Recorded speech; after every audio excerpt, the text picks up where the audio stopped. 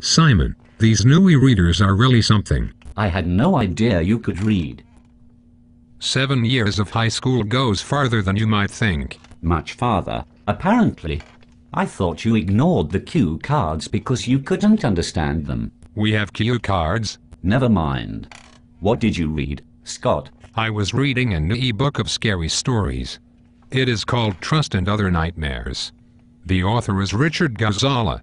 He is like Shakespeare, except not dead. I know that book. I was reading it on my e-reader too. Ghazala is not like Shakespeare. To you, anyone who can spell his own name is like Shakespeare. But his book is very good. It gave me nightmares. The nice kind. Ghazala offered to give me a used lawnmower to promote his new e-book on our show tonight. Tempting though it was, I said no.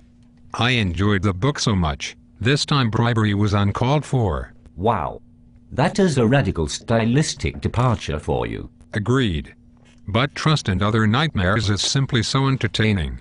I recommend it to everyone with an e-reader. As you know, Scott, it depresses me very much to agree with you. But this time I have no choice.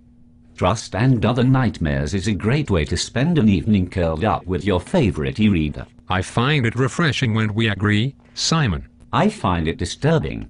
But I take solace from telling everyone in our audience to rush to wherever e-books are sold and get their copy of Trust and Other Nightmares. And what is our next segment tonight, Simon? It is right there, on the cue card, Scott. Just read it out loud. We have cue cards.